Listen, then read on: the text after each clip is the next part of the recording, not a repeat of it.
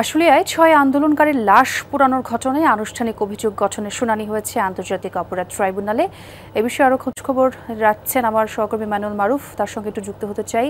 মানুল, যেমনটি বলছিলাম, অভিযোগ গঠনের নতুন যেই দিনটি ধার্য করা হয়েছে শুনানির জন্য ১৩ আগস্ট, এই ছাড়া আর কি তথ্য পেলেন আপনি? আজ সকালে কিন্তু আশুলিয়ার যে ৬ জনের লাশ পোড়ানোর যে মামলাটি ছিল, সেই মামলায় কিন্তু অভিযোগ গঠনের জন্য নির্ধারিত ছিল, অভিযোগ গঠনের শুনানির জন্য, এবং সেই শুনানি কিন্তু শেষ হয়েছে। আজ কিন্তু যে প্রসিকিউশন বা রাষ্ট্রপক্ষ তারা কিন্তু অভিযোগের বিস্তারিত তুলে ধরেছেন ট্রাইব্যুনালে, এবং অভিযোগ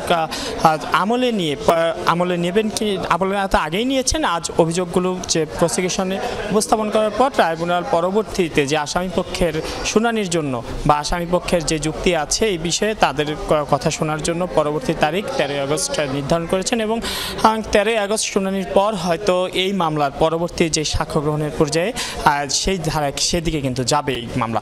এবং আমি আরেকটা বিষয় জানিয়ে রাখি, আসলে যে ৬ জনের লাশ পোড়ানো হয় এর মধ্যে তখনও একজন জীবিত ছিলেন, এবং একটি নির্মম ঘটনা বলে কিন্তু ট্রাইব্যুনালে আজকে প্রসিকিউশন উল্লেখ করেছেন, এবং এটাকে মানবতা বিরোধী অপরাধের ৩টি ধারায় এই মামলায় অভিযোগ আনা হয়েছে। এবং এই মামলায় ৬ জনের পাশাপাশি ৪ তারিখের একজনেরও কিন্তু কথা বলা হয়েছে। মোট আগে আমরা ৬ জন ছিল, এখন ৭ জনকে হত্যার অভিযোগ কিন্তু আনা হয়েছে, এবং ৭ জনকে হত্যার অভিযোগে এই মামলায় কিন্তু পরবর্তী কার্যক্রম পরিচালিত হবে। এবং আমরা ইতিমধ্যেই জানি যে এই মামলায় ৮ জন কিন্তু গ্রেপ্তার আছেন, এবং বাকি ৮ জন পলাতক রয়েছেন, এবং যে ৮ জন পলাতক রয়েছেন সেই ৮ জনের পক্ষে কিন্তু ট্রাইব্যুনাল